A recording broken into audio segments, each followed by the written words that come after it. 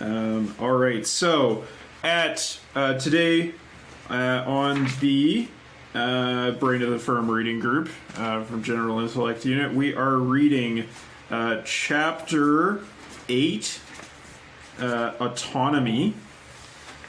And what Beer has to say about this at the beginning of the section is that by Chapter 8, the story is developing well.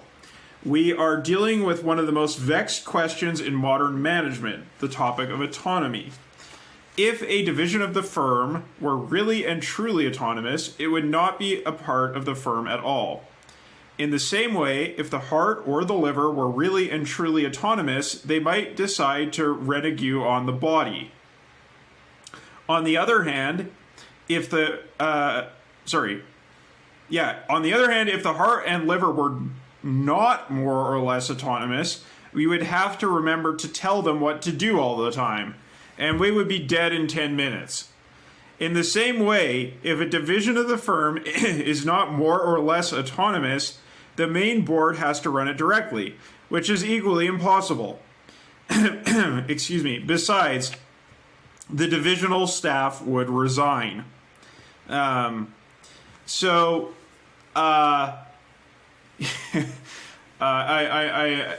Again, the Soviet Union is very much brought to mind here with the constant reshuffling and reform and trying to find a formula for effective organization that would not run into these problems. But of course, in the end, the divisional staff did resign. And the state was eliminated. That's a pretty good summary of this chapter. It's getting at the main points, but of course, those main points are developed through a very extensive and somewhat turgid discussion of physiology. I can't say this is one of my favorite chapters in the book.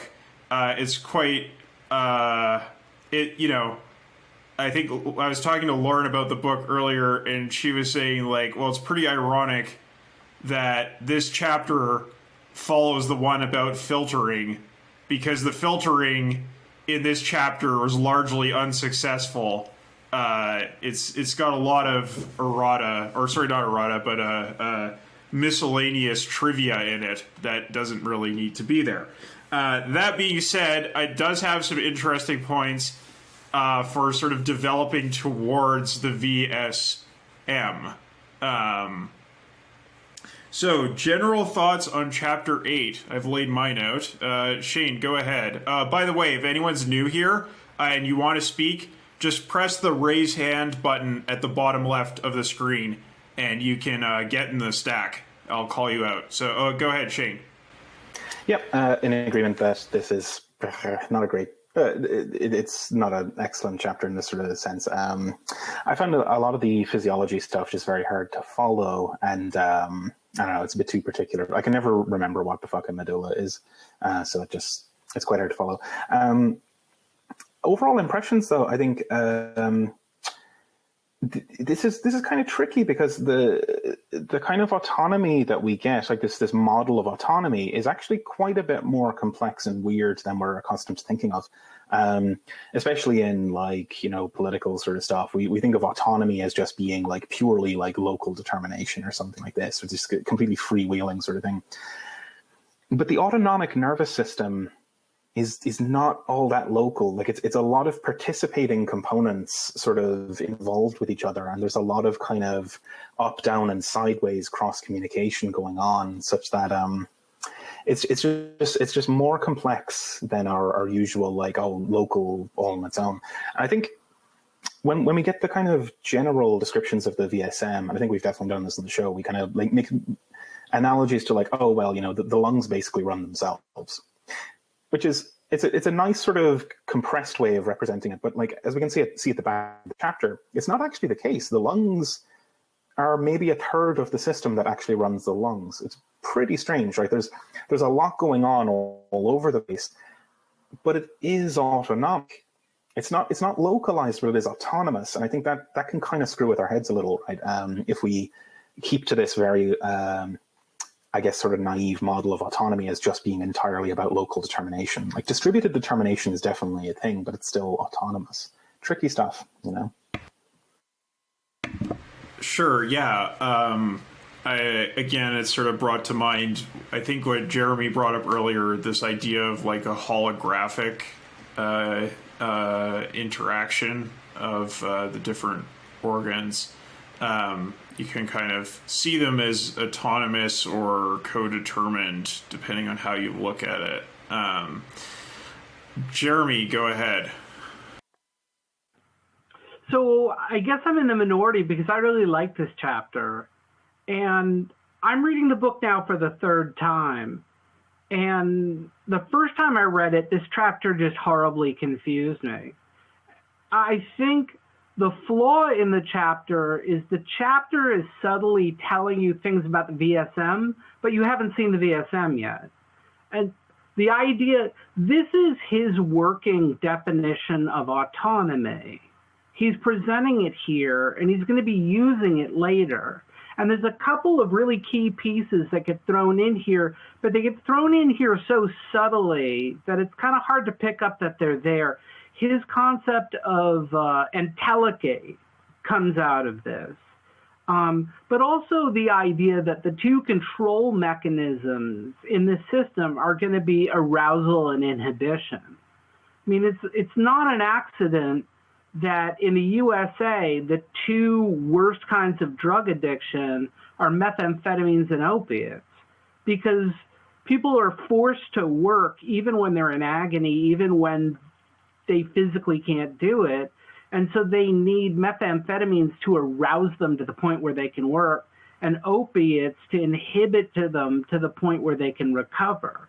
And so there's a whole lot going on here. It's not an accident the chapter is called Autonomy. This is his statement about autonomy, whether it's political, whether it's structural or procedural.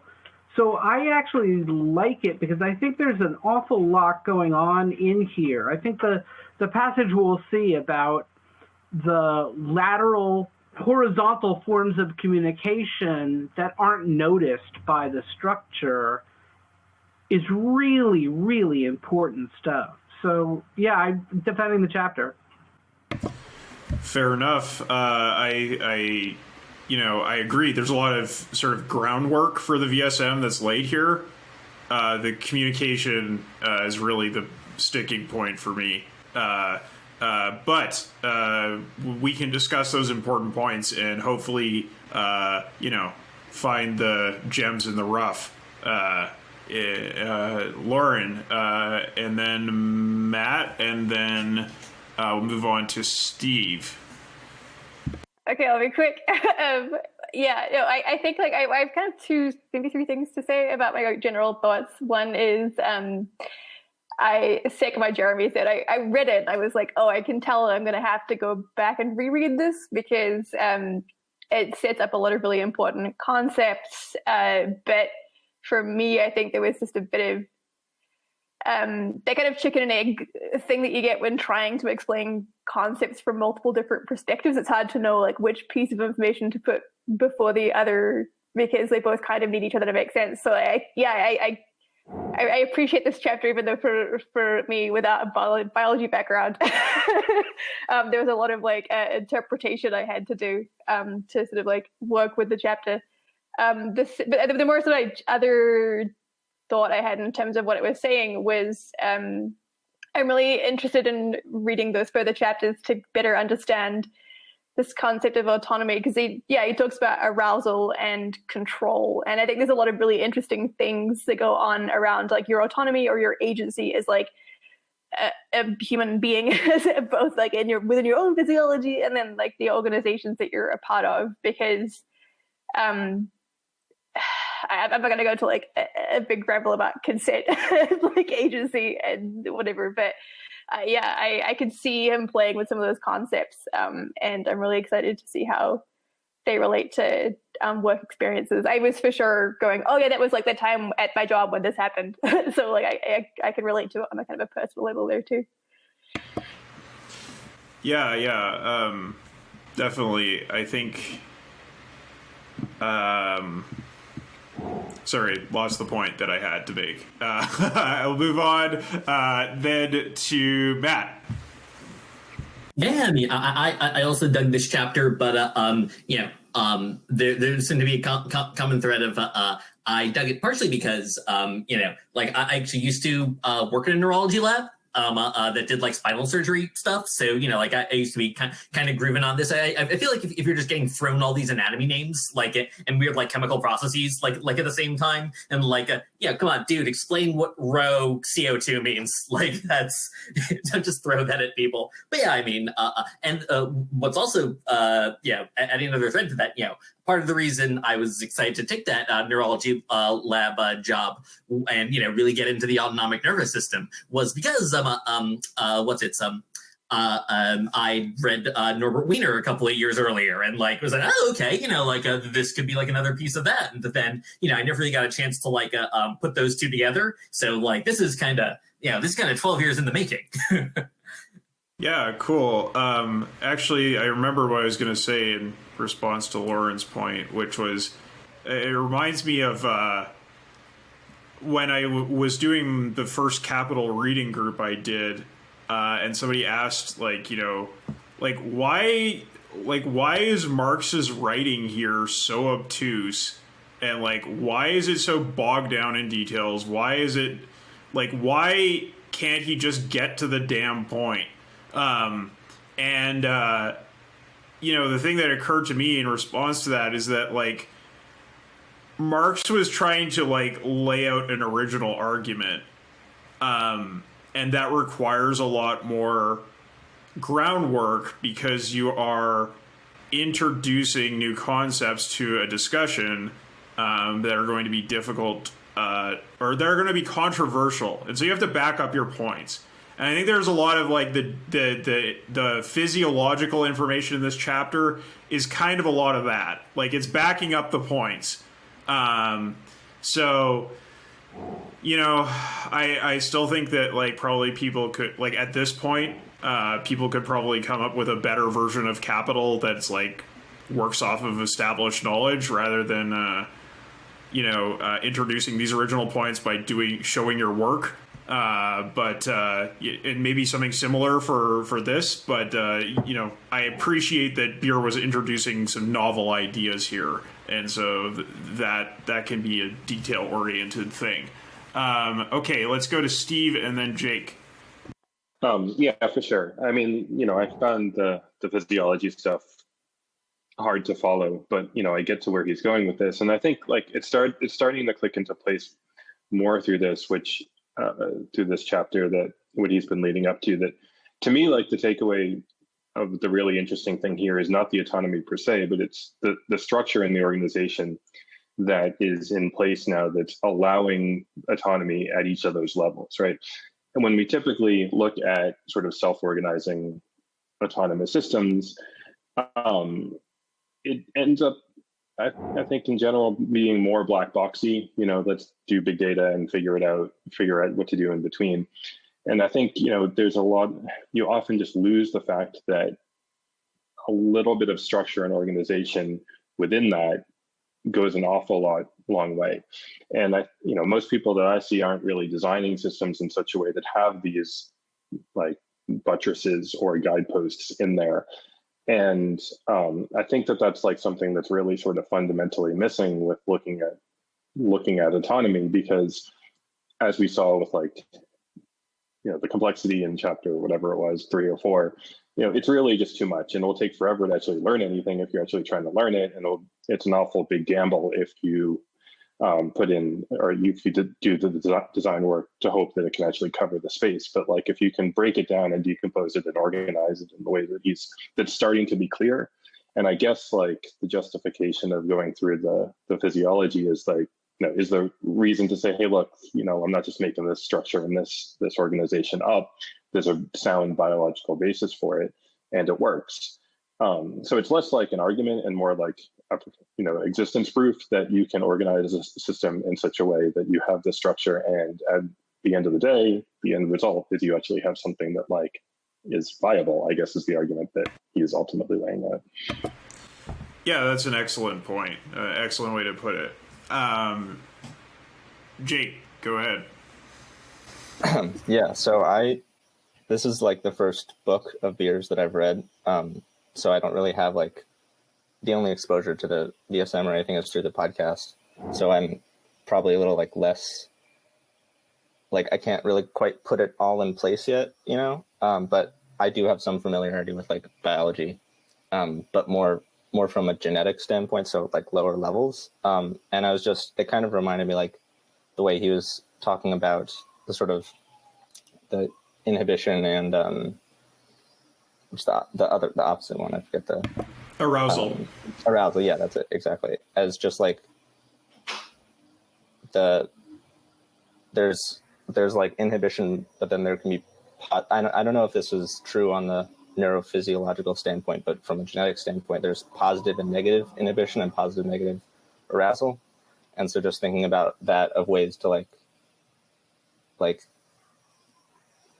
inhibit something in a way that causes something else to be like more of it to happen. And I don't know how that quite relates to the larger picture, but just thinking about that is interesting. Can you just like clarify what positive and negative inhibition and arousal are? Yeah, I mean, so that the word isn't in genetics, at least, it's describing like a piece of DNA that binds to another piece of DNA that causes either more protein to be made or less protein to be made. And then the reverse would be when a piece of DNA is removed from another piece of DNA, or protein, not necessarily DNA, but and causes more or less of the protein to be made. Gotcha. Okay. Yeah, I mean, it kind of reminds me of like how, if you consume alcohol, you're initially going to get a high off of that, even though it's an inhibitive sort of stimulus, because it's inhibiting the inhibitor. Okay, that's interesting for sure. It definitely would be worth considering, like, what kind of organizational measures would correspond to that. Matt, go ahead. So I want to quickly point out that in the nervous system too, there's pumping up inhibition and dialing down inhibition and dialing up stimulation and dialing down stimulation, and the two are not equivalent. Increasing so with the alcohol, decreasing inhibition isn't actually drinking alcohol isn't actually the same as taking uppers, and I think that's what you people would call the negation of the negation.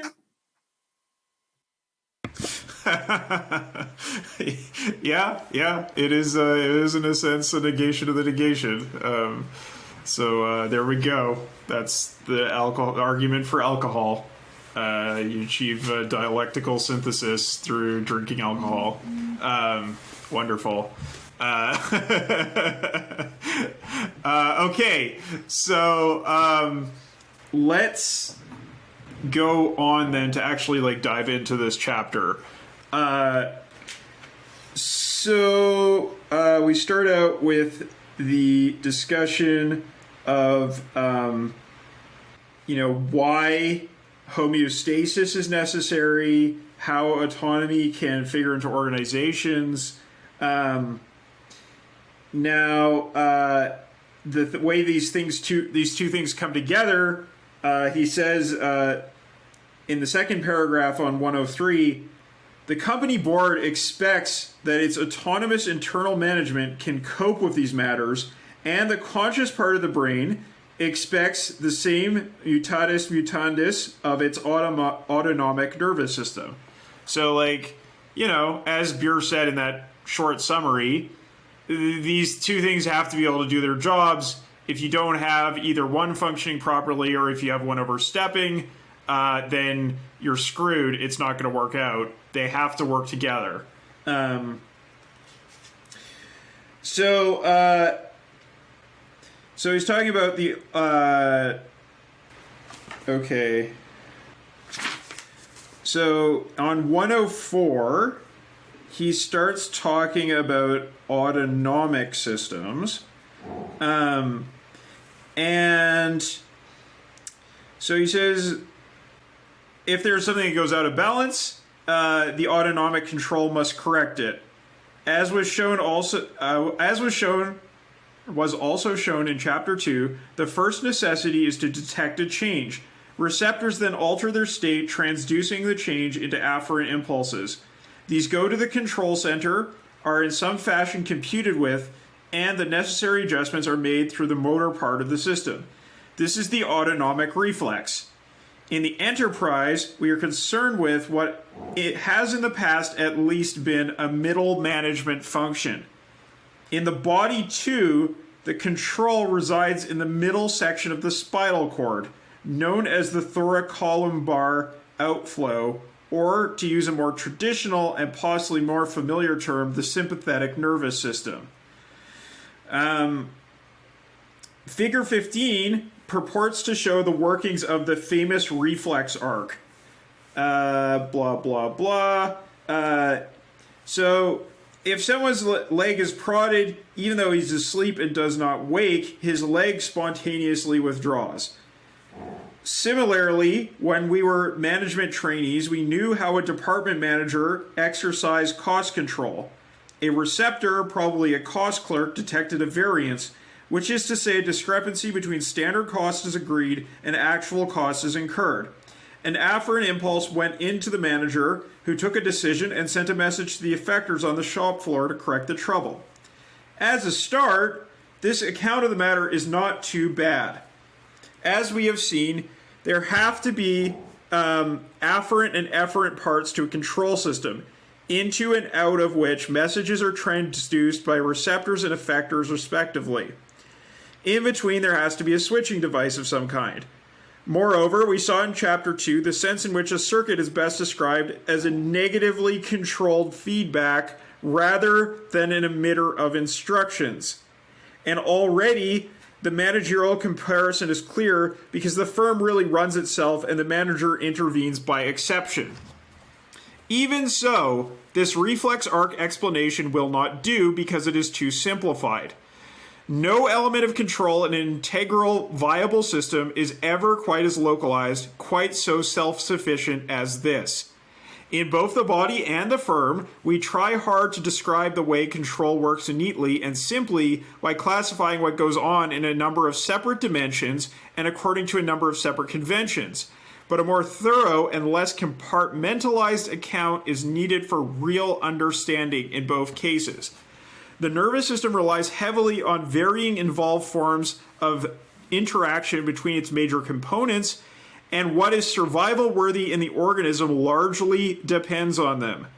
Diagnostically, for instance, this means that a pain in the arm is not necessarily to be treated with embrocation.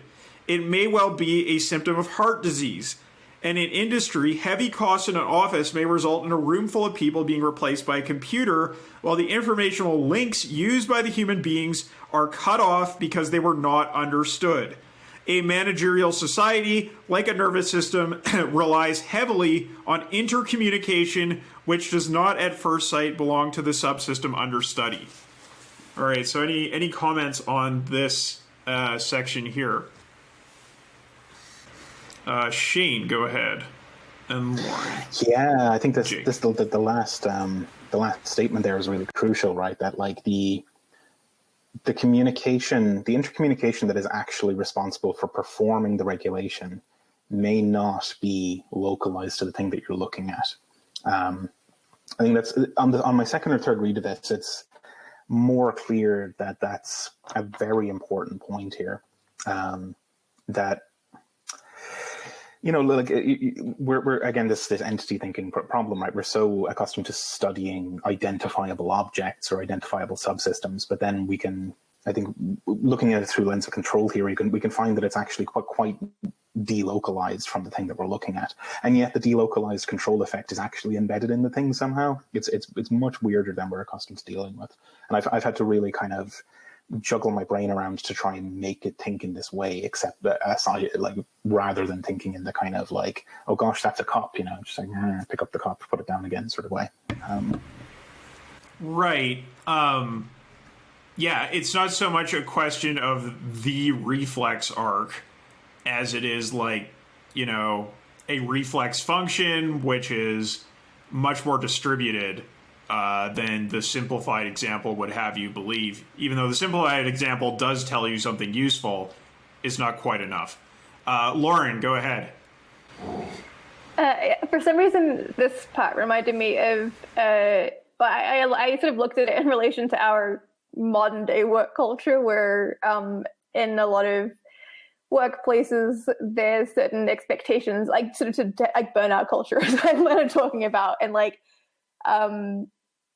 how like that sort of constant state of arousal or like signaling from stimulus that's like coming at you can really inhibit your ability to like read those signals like calmly and like rationally, and not to sort of have that reflex reaction. And it reminded me of when I first moved to the States and got an office job there, and like freaked out because they're like, oh yeah, everyone takes their computers home. You know, everyone on average works like 50 hours a week, maybe 80. And I was like, oh my god, like it was too much. And it's so I was interested to think about like like what the reflexes and arousal and control sort of look like in practice in our really fucked up capitalist society.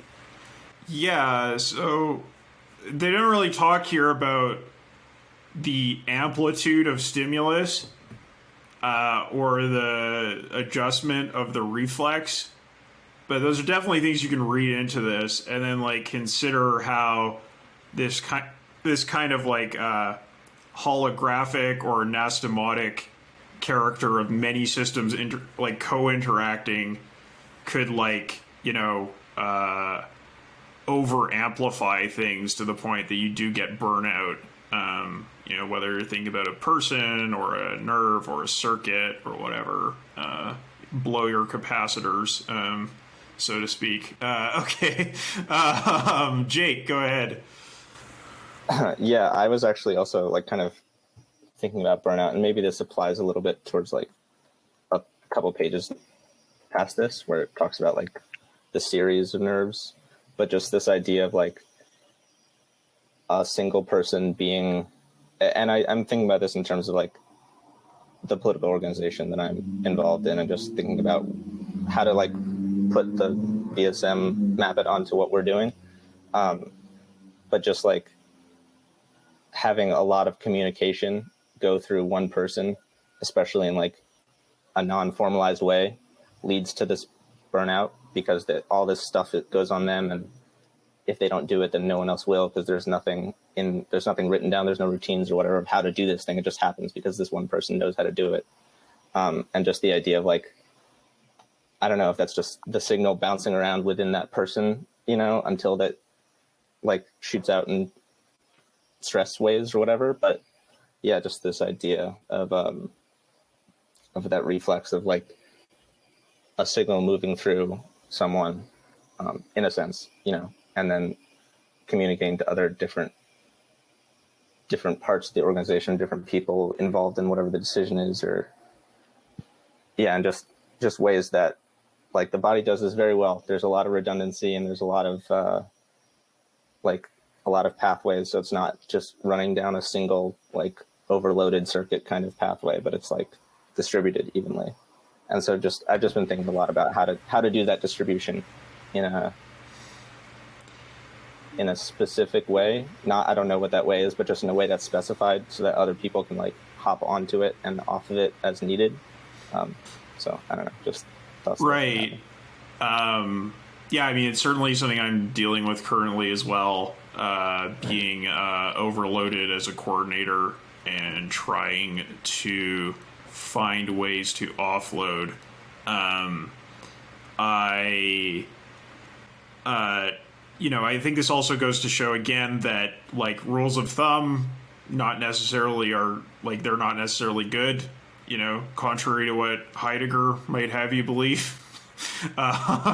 They're actually bad sometimes because they're not really very well thought through, and they can create chronic problems or just sudden collapse because something's fine until it's not, and then it collapses. Shane, go ahead. Yeah. There's that stuff is all very crucial, right? And I think, especially the rules of thumb, right? Because I think the way we often think about these things is that kind of centralization is good, and that's kind of the optimal way to do things. And when something is distributed, it's kind of degenerated somehow, like that. It's a lesser form, like. And this is usually true in the kind of like petty fiefdoms of managerial cultures in organizations, right? Like everyone wants to, like, yes, this stuff causes burnout, but in a way, the subject often wants the burnout. Like they want to be the little resistor at the middle of the circuit that's just glowing white hot because all the current is passing through it. Because the mental model of control is very like that. We think of control as these like centralized functions that are embodied in particular identifiable entities, whether that's particular departments or particular people. And I think this is probably why I kind of stress the kind of like trying to get away from entity thinking stuff, because if you over-identify the person, then the person can never escape the function. Like the crank only gets turned when I turn the crank. It's like that. And once I stop turning the crank, it doesn't get turned again. That's your problem. I think that also ties in with the kind of activist mindset that we see in a lot of left kind of places where the people are unfortunately over-identified with their activity, that the function that they're doing. And once they stop doing the activity, the organization fucking collapses, right? Like, and it's unfortunate because like those are because those are rules of thumb. We're often not even aware that they're happening. Like what the arc of this thing is that 5 or 6 people get together to do tenant organizing or something. They plow all their energy into it. They turn the crank as fast as possible, and then they stop doing it because they burn out. And then there's no more tenant organizing, and everyone's kind of left wondering like what the fuck happened. It's like. It's not inscrutable as such. Like it is possible to understand why this would happen, that like if you push all this electricity through a single neuron, it's just going to fucking explode. If you over-identify functions with particular objects, it's going to explode. Beer's angle on this is very different, where distribution and redundancy and like distributed load and load balancing is a service. Like it is a good thing to do that, and we should always try to do it. In fact, the centralization and the over-identification is the degenerate form of that, which is very upside down from what we're accustomed to thinking, right? Like we're accustomed to thinking, oh, the function is identified with me. If I give up the function and distribute it among peers, then that's lesser somehow. We should instead think of that as being much more. The distributed function is always better than the centralized one. Okay, yeah. So I think we're gonna see Beer give a concrete example of what you're talking about, Shane, coming up here. Okay, so he says, when thinking about automation, it is a mistake to regard the company system of control and communication as homogeneous. Hierarchical control, whereby instructions are passed down the line, is not the only dimension of control. So as you were saying, Shane, the point is very clear in the physiological model from which we may learn. In the case of the autonomic reflex, corrective action cannot in fact be taken in one place without regard to its effect on other proximate activities. So, like, this is really obvious when you think about it. Like, you're going to have like that that knee reflex action, and you're going to slam your leg into a giant bar. That reflex will trigger, but you're probably also going to inhibit it because it's going to cause damage to the system as a whole. Similarly, there's just a million examples you could think of, right? That's just an obvious one, but the systems have to kind of do a check-in with the other systems to see if, if this is gonna cause a cascading catastrophic outcome or just significant damage to the system. But, nevertheless, we often tend to think about these systems in isolation when we think about autonomic responses. Okay. Managers at higher and lower levels on the central command axis, the hierarchical dimension will either influence this apparently local decision or at least need to know about it. They already know about planned activity because this originates in the brain, or the highest company control center, the senior management. The main pathways up and down the central command axis are used to interrelate the activities of the different departments and functions within the total plan. This is a sufficiently complex business, whether for the motoneurons of the spinal cord or for the different departmental controllers in the firm. But when it comes to reflex arcs of the autonomic system, the local management is decentralized, and therefore the problem of communication up and down the system is not easy. In industry, indeed, there is rarely any formal arrangement for coping with the problem.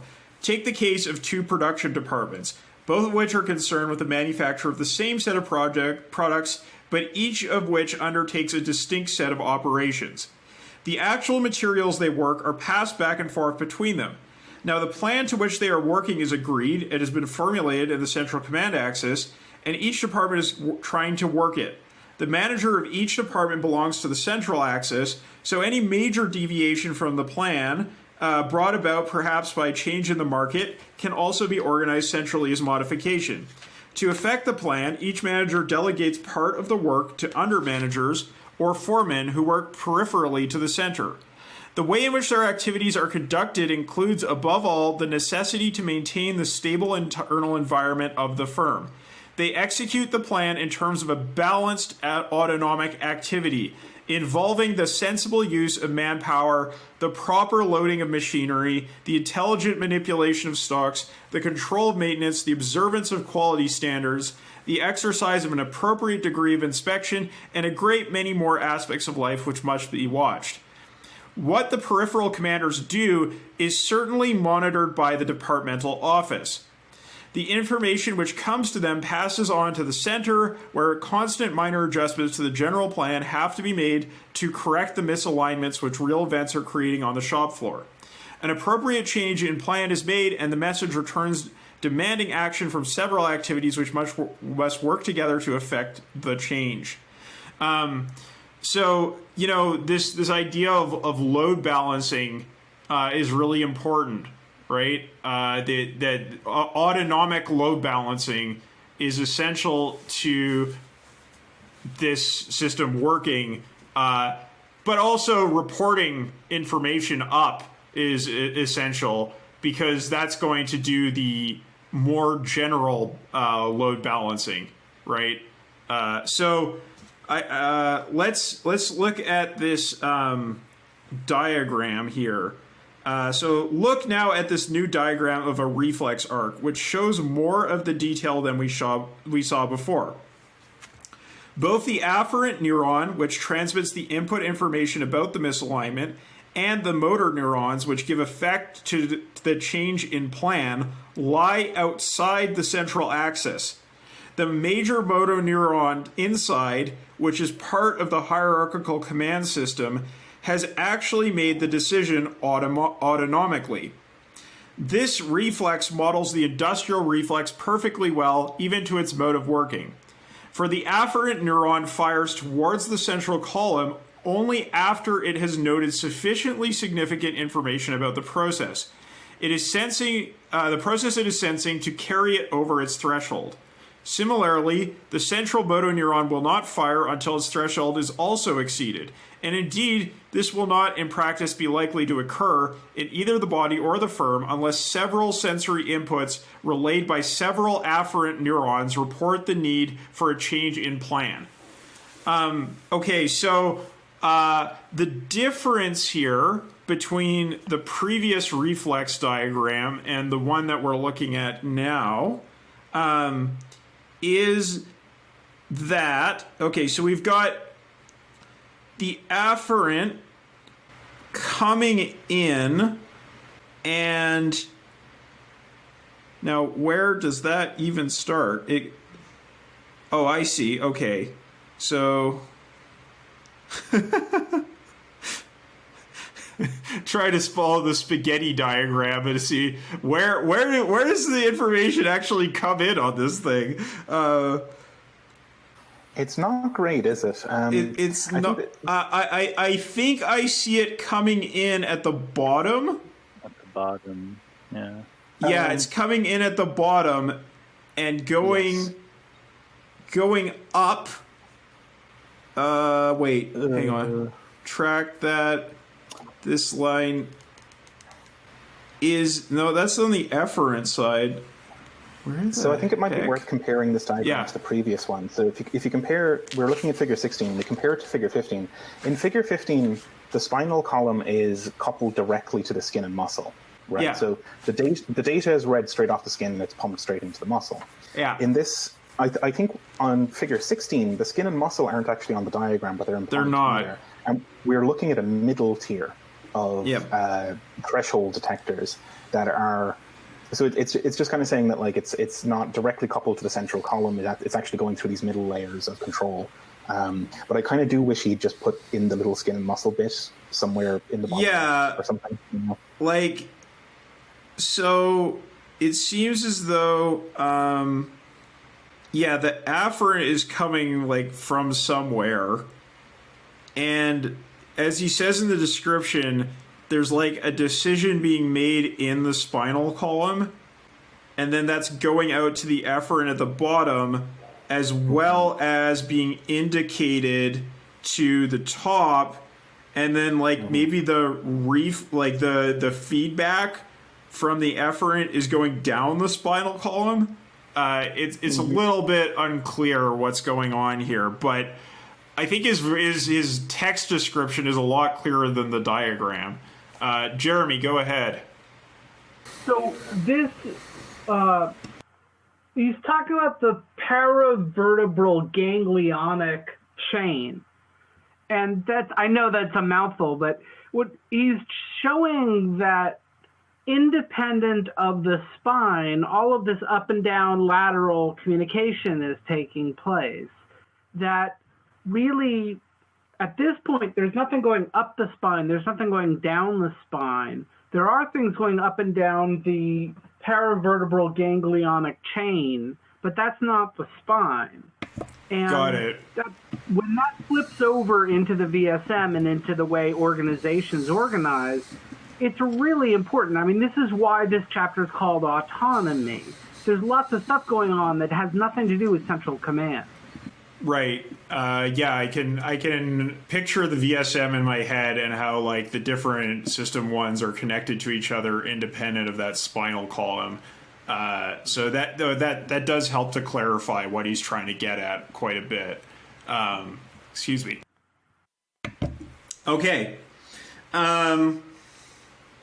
So there's an example from industry. It's saying like you can't transmit all of the information from the department up to central command because that's just too much information. Nevertheless, where we kind of work it out, what actually happens is that the under managers or foremen who are responsible through their clerks for the afferent input which sponsors change, and who are also responsible through their charge hands, for instance, for the efferent output which affects change, are in direct communication with each other. There is a complete society of peripheral management which operates for the most part at the social level, and whose control language is not hierarchical in the sense of line command, but informational.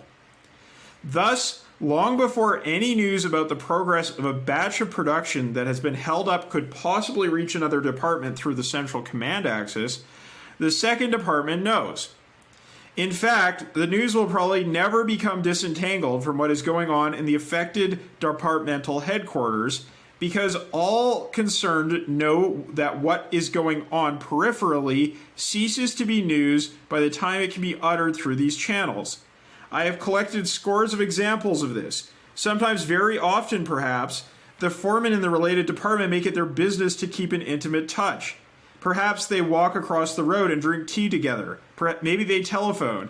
You'd better know, Charlie, that In a few extreme cases, it was not possible to discover how the messages were transmitted, but transmitted they certainly were. One case in particular remains vivid after many years. This was where the productivity of one department, measured by comparing actual against planned outputs in elaborate detail, varied inversely with the amount of stock occurring in its servicing department 20 miles away. The time lag on this servo was very much less than it would have been under any official system because it worked on a shift or 8-hour phase, whereas it took at least 3 days to obtain and evaluate proper measurements, even when a team of scientists made a special investigation. This peripheral communication system, which is parallel to the vertical command axis, deals in a different dimension of control from that of volitional command. The people concerned in it have neither the knowledge nor the opportunity deliberately to reshape plans that have been formulated as a matter of intent. They do have the power to apply feedback. The difference is important for this reason.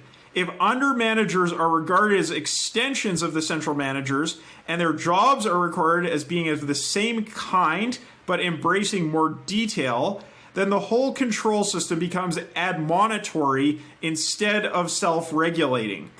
In particular, when the systems analysts move in to undertake studies aimed at improving control, the whole system may become over-centralized. At worst, the informal links between peripheral under-managers may be cut. This can happen through a total failure to understand how the system really works. I have seen it ruled that such unofficial interaction must cease on the grounds that the central authority was being abrogated.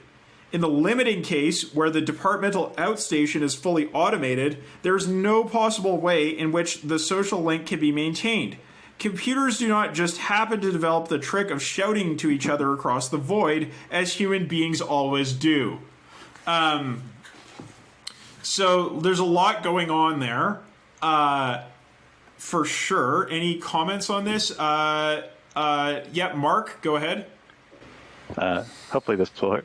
So this section actually, this is one of the ones that stuck out to me the most in this kind of whole section of the thing. And it's just interesting, although, and it also kind of reminded me of one of the talks I saw on YouTube with Beer in the 80s when he's talking about cyber sin and the speed of data he was able to collect versus, and telling Harold Wilson about it because it would take about 6 months to do what they could do daily in the UK.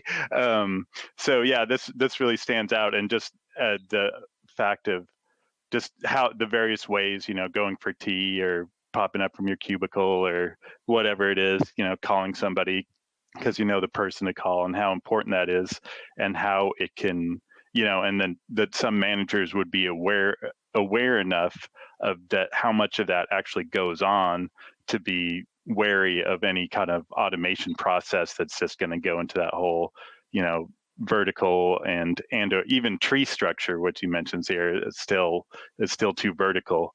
And so that's part of the reason that I got a little confused when I was rereading this is that, and then he goes into the sympathetic systems, because this seems way more horizontal focused, and then the arousal and inhibitions are still, they're not part of the command structure, but they are related to kind of upper and lower levels. But so maybe somebody else can expand on that. But anyways, that's kind of my main thoughts on this section. Right. Though this is super important stuff, and again, like, it makes me think about how managers in the Soviet Union were punished for doing any kind of horizontal coordination of this sort in any kind of like above board, non-black market way, because it was seen as interfering with the plan. When in fact it was the only thing keeping the plan even remotely working. Okay. Jeremy and then Shane. Yeah, these two paragraphs are my favorite paragraphs in the chapter. And because my work history has been about creating these things and seeing them demolished over and over again. Like, I've had so many times where I've been called into a supervisor's office and chewed out for creating horizontal systems. And so it hits really close to home for me, because you can't get anything done without these horizontal systems. And yet, in the world of work, especially the USA, it's constantly considered clandestine to do this. And I love this idea that there's a bunch of British foremen with flat caps having tea together, and the moment they're told not to do it, the whole firm collapses. Because that's really been my experience. I've always been trying to find the people having the tea. And what I love about this is Beer says in some cases they weren't able to find the cafe where the people were having the tea, and had no evidence that anything was taking place, but it obviously was. And, it's something Marx says, where Marx, says, a lot of the processes of capitalism are hidden, and because they're hidden, they're not talked about. But if you see evidence of their existence, then you can see by the effect they have that they exist, even if you can't spot them directly. And so Beer is talking about a whole way that systems are organized that's invisible to McKinsey or to Deloitte. You get these advisors coming in, and all they want to create is a top-down mechanistic hierarchy. And it's made much worse if they buy some sort of software system that does it for them. I've been in hospital IT now for many years, and a lot of times the doctors, especially older doctors, are dragged kicking and screaming into creating these EMR systems, and a lot of it is because it completely guts their workflow. Yeah, I'm reminded of an example that an old advisor of mine brought up about wildcat strikes in the U.S., I think in the 60s and 70s. There was one that happened where basically, the managers, the managers from Central were sent in to figure out, why the hell are the workers striking, what's going on. And there was negotiations that were going on, wage negotiations between the union and management. And there was a tacit understanding on the workplace that there were certain things that the workers could take from the workplace that were not included in their wage bundle or any kind of official compensation. But this was like a social understanding that existed. And so, it wasn't wage cuts that were on the table. It was that they were going to try to make things official, and that caused a wildcat strike. But the central management was like, what is this? I don't get it. So, yeah, it's those kinds of invisible relationships you're talking about, Jeremy. Okay, Shane, go ahead. Yeah, the two different kinds here. I think I want to read the next paragraph, because I think it gets to something very interesting. Perhaps this partly explains why some managers are so very cautious about automation. They suspect that some such breakdown in communications will occur, but they do not like to say so. They know full well how important social communication in their system is, but they are guilty about it and feel they ought to have been capable of setting up a proper control organization which did not have to rely on such apparently casual arrangements. This view arises only because the managers do not see the peripheral controls as different in kind from their own. They do not see the difference between volitional command information and autonomic servomotor information. So there are two different modes of control, but the managers and the capitalists, being so identified with bourgeois control and bourgeois kind of ideology, must insist that their version of it is the real one. And there's something kind of psychological going on here, that they feel guilty about it. There's a kind of Freudian kind of element here, that they feel that they're letting down their side. that society is supposed to function as a top-down tyranny, but they have to confront the very real reality that it doesn't, and that drives them fucking crazy. And these two modes are in conflict, right? You have the paranoid top-down control and the more sort of distributed control. And labor discipline is obviously a part of that, right? Like, they can't admit that that's actually what's going on because it looks like a failure of that the general has failed to impose his will on the teeming mass of soldiers, right? Yeah. Mm-hmm. Yeah. Like, it really reminds me of my last job that I did. Had a manager who, the senior manager or departmental manager, said to us, like, one of the most important things you need to do when you're working for this university is forge connections across workplaces and across departments and rely on those in order to function. But, so, like, on that side, I can kind of give her points for bringing that up because it's a good point. But on the other side, she was going around and inspecting each of the classrooms. And she's like, oh, this is just for, my information, blah, blah, blah. Like, this isn't actually an inspection. I was like, well, I'm scrambling from class to class to make things work here. I'd feel a lot better if I was actually inspected by one of my peers, because that's how we did in our class planning workshop. And she was like, no, absolutely not. Like, I will be in your classroom. Just tell me when. And that was like one of the big moments where I was like, I'm quitting this job because you're not respecting my autonomy. I'm giving you feedback and it's just being ignored. So I'm like, this is worthless. So it's like, even when they know, like, the horizontalism is important, they can't quite get away from micromanaging or asserting, this kind of silo control, because it's just a reflex of what it is to be a manager.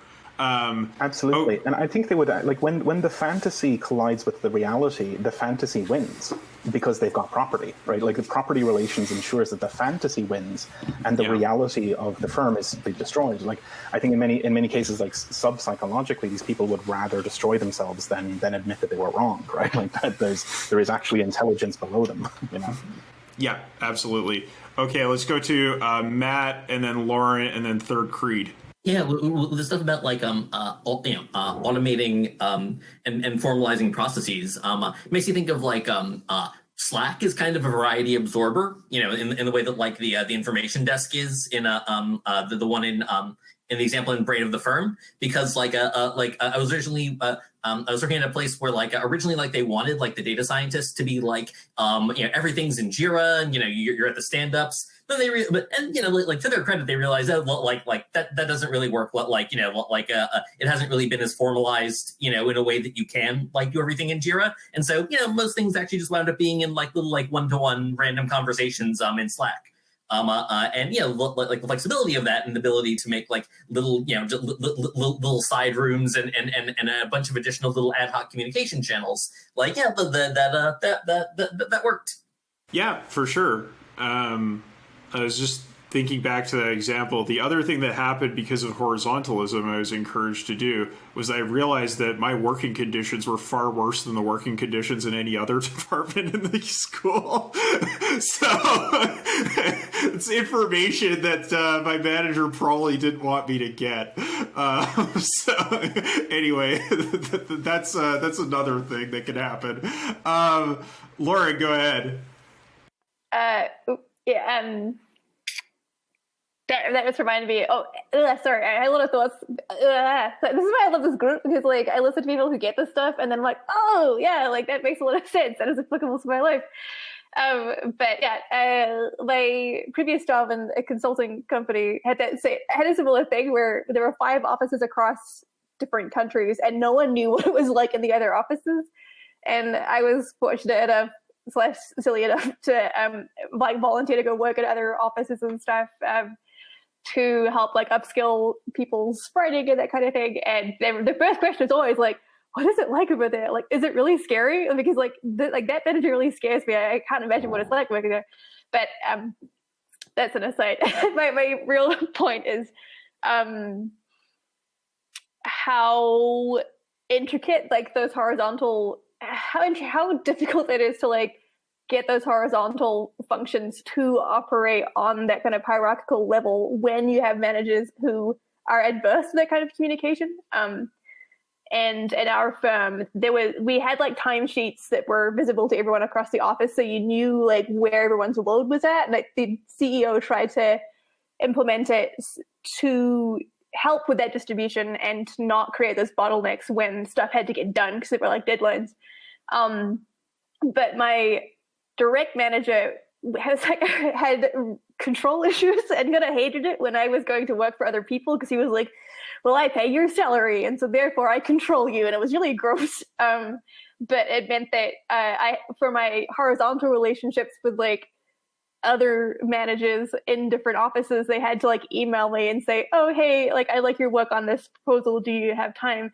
And then I'd have to be like, oh, I do. But like my boss has this thing coming up. So like you'll need to approach it this way. And then once we had that horizontal conversation, we then had to have like the official conversation to like get things working. And I just really resonate with everything. I'm rambling now, but I'll go away and think about this for myself for a while and come to my own conclusion.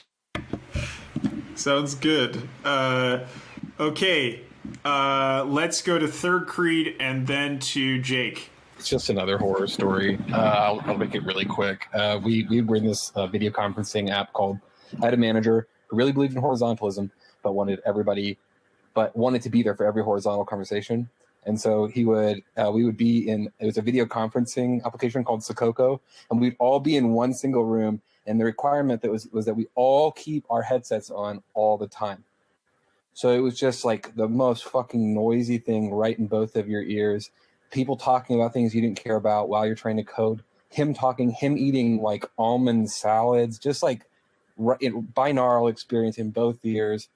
Awful. It was obviously stupid. It was obviously terrible. We did that for like a year and a half. And it was just, I think some people understand the horizontalism, but like they still can't give up control. It was such a perfect experience for that. And then of course he was just, as a manager, was just thrashing from thing to thing. And it was the most absurd experience I've ever had, but at work experience I've had. But anyway, yeah. That's amazing. I mean, it makes me think of like, what if the Panopticon was like a workhouse? So like you have the Panopticon set up, but everybody's like actually like banging away making widgets or something. And just like the cacophony that would result if everyone was like the Panopticon was actually just like a giant echo chamber. And ideas. Yeah. Well, yeah, but the manager in the center would just go deaf, like literally. That would be amazing. Almost. Go ahead. I just said it was no signal, all noise. It was just. Oh yeah. Noise. Yeah, well, we, like, Lauren and I live in this, like, kind of like a rectangular apartment block with a courtyard in the middle. And we were, like, sitting in the courtyard and looking around at all the apartments and, like, thinking about how, with the new, it just kind of, like, laid bare the way in which the new, like, work from home thing is, like, extremely panoptic. But yeah, I was just thinking if like everybody had their windows open and they were like banging away on stuff, shouting at their computers and that kind of thing, and it was all just flowing across the courtyard. It'd be really something. Okay, Jake, go ahead. Yeah, that does sound just like a nightmare. I think it's interesting just the way that like. Because, like you just mentioned, the work from home thing, now that everyone that can work from home is working from home, it really, like, kind of severed those informal ties of, like, just being able to walk over to someone's desk and talk to them about something or, ask if they're free, like, in person versus trying to, like, schedule a Zoom meeting or whatever. And just the frustration that I personally am, like, I started a new job, like, right as the lockdown started in my state and just not being able to have not being able to set up those informal connections means I feel very alienated from my coworkers. Like, even though I've talked to them over Zoom sometimes, but it's just like, I don't really know like how this informal setup is going to go. And it's just given me very much like I'm trying to figure out, I don't have the authority to do this in my job, but just in terms of like political work of just how to formalize those in a way that keeps those informal structures, like keeps that variability alive and like allows for the new connections to be made in a seamless way. I don't know what the answer is specifically, but yeah, well, I think we're gonna work towards that. But yeah, I'm in exactly the same boat as you. I started a new job during this whole thing, and there's an ocean between me and my coworkers, and it is very weird. The other thing that this brought to mind was when I was talking to the people at Lumio, and they were talking about like the role of positive gossip in making a workplace function. And this is basically what Beer's describing here, in terms of these like horizontal, non-volitional, but nevertheless essential feedback mechanisms that operate between people. And I think that's really important that like he notes that these connections are not volitional connections. It's not like people like deliberately planning. It's more just like, oh yeah, like I got a sense of what's going on over there, and I got a sense of what's going on over there, so I'm going to kind of adjust my work. He says this. So this peripheral communication system, which is parallel to the vertical command axis, deals in a different dimension of control from that of volitional command. So yeah, it's a separate thing.